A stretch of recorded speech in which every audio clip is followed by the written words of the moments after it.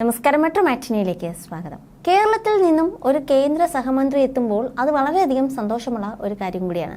Party നോക്കേണ്ട കാര്യമില്ല. സുരേഷ് ഗോപി എന്ന വ്യക്തിയെ കണക്കിലെടുത്താണ് നടനെ അധികം ആളുകളും ഇഷ്ടപ്പെടുന്നത്.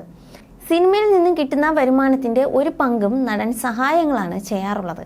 ഇപ്പോഴത്തെ കേന്ദ്രമന്ത്രി പദത്തിന് പോലും ശമ്പളം വേണ്ടെന്ന് വെച്ചിരിക്കുകയാണ് സുരേഷ് ഗോപി. ഇതിന്റെ ശമ്പളം ഞാൻ എടുക്കില്ല, ഇത് രാജ്യസഭയിൽ ചെയ്തതുപോലെ ചെയ്യും. എനിക്ക് സിനിമ എന്ന തൊഴിലേ അറിയൂ, വേറെ വരുമാന മാർഗമില്ല. വ്യക്തിപരമായ ബാധ്യതകൾ നിറവേറ്റപ്പെടണം. സിനിമാ ചിത്രീകരണ സ്ഥലത്ത് നിന്ന് ജോലി ചെയ്യുന്ന രീതി സ്വീകരിക്കാൻ ആലോചിക്കുന്നു. വിശദമായി പിന്നീട് പറയാം. കുലം വേണ്ടാത്തവനെ നാടിനു വേണ്ട. മന്ത്രാലയത്തിൽ സ്ഥാനം ഏറ്റെടുത്ത ശേഷം സുരേഷ് ഗോപി പ്രതികരിച്ചത് ഇങ്ങനെയായിരുന്നു. പെട്രോളിയം മന്ത്രാലയത്തെക്കുറിച്ച് താൻ പഠിച്ചു തുടങ്ങിയിട്ട് പോലും ഇല്ലെന്നും സുരേഷ് ഗോപി പറഞ്ഞു. അതുപോലെ പഠിച്ച് മന്നനാകണം എന്ന് കരുതുന്നു. ടൂറിസം രംഗത്ത് നിന്ന് പ്രാധാന്യം നൽകും. ടൂറിസത്തെ വിനോദ മേഖലയുമായി സഹകരിച്ച് പ്രവർത്തിപ്പിക്കും.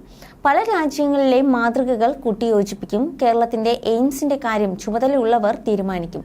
അതിനായി സാധ്യതാ പഠനം നടക്കണം. സംസ്ഥാനം സഹകരിച്ചാൽ ജനങ്ങൾക്ക് അനിവാര്യമായ കാര്യങ്ങൾ ആവുന്ന രീതിയിൽ നടപ്പിലാക്കാമെന്നും സുരേഷ് ഗോപി പറഞ്ഞു. You're watching me on metromatney.com. on metromatney.com. metromatney.com. Subscribe for more videos. Subscribe for more videos. Subscribe here for more videos. Subscribe now.